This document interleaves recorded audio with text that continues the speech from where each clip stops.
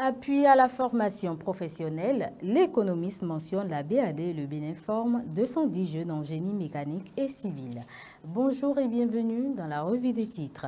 7e édition du REMTP, un rendez-vous d'échange sur les enjeux du marché local de la dette, informe le journal. Campagne agricole 2024-2025, une hausse de 12% prévue au Bénin pour la production du noix de cajou. Situation économique et perspective dans l'UEMOA, Abdoulaye Diop échange avec Adama Koulibaly à la page 2. Marché de carbone à Abidjan, une tribune d'opportunités d'affaires et de lutte contre le changement climatique. Fausse accusation de détournement de fonds à la mairie de Cotonou. Radio Cotonou, victime d'une cabale, le potentiel souligne. Aucune malversation financière relevée, les détails à la page 3. Gouvernance dans le secteur de la santé. Claudine Prudencio salue l'amélioration de l'offre sanitaire depuis 2016. En sport, tirage au sort de la CAN Maroc 2026. Les 3 adversaires de groupe des Guépards connus ce jour. Carnage routier à Glazoué, 8 morts et une dizaine de blessés graves. Série d'injures et accusations virulentes envers des éléments de la police républicaine. Une journaliste de Bien-être TV en garde à vue. Elle sera présentée au procureur spécial près de la Criette cette semaine. Maintenir la cohésion des troupes à l'approche des élections de 2026 au Bénin, la nouvelle tribune décèle un véritable défi pour les partis politiques. Ouverture des travaux à la première session ordinaire du Parlement ivoirien, le message de paix de Louis Vlavonou séduit les invités.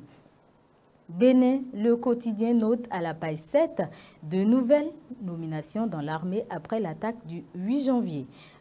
Police républicaine, décès d'un agent lors d'un test de conditions physiques.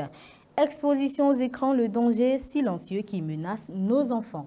Changement de stratégie face au terrorisme, le matinal évoque les fermes consignes de talons aux chefs militaires exposés à la page 2 du journal.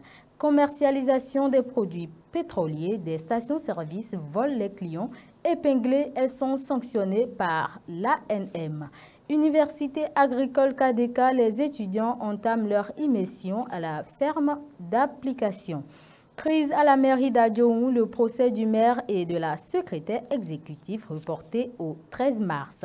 Assainissement pluvial de Cotonou, de nouvelles infrastructures réceptionnées. Désavoué après son appel au 3e mandat au nom du TOFA, Matin Libre retient éjecter Kofi Aza du comité TOFA. Média au Bénin, une journaliste arrêtée. La police se prononce à la page 8 du journal. Incendie au marché de Malanville, des dégâts matériels enregistrés. Système sanitaire sous talon, Claudine Prudencio note une profonde amélioration.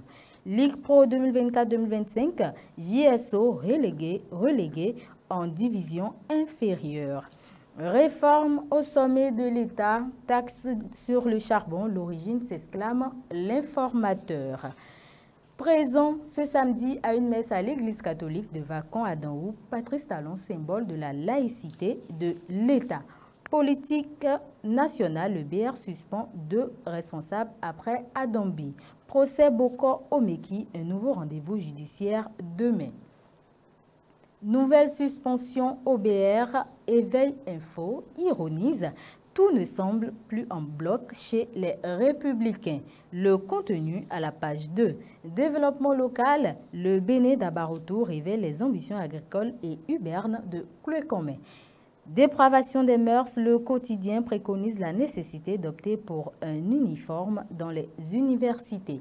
Actualité africaine au menu de cette revue, crise humanitaire en RDC, le Bénin invite à l'esprit de responsabilité et de dialogue. Tirage au sort, les stars de foot et de musique attendues à Rabat ce soir. C'est tout pour la revue des titres. Merci de votre attention et restez connectés pour la suite de nos programmes.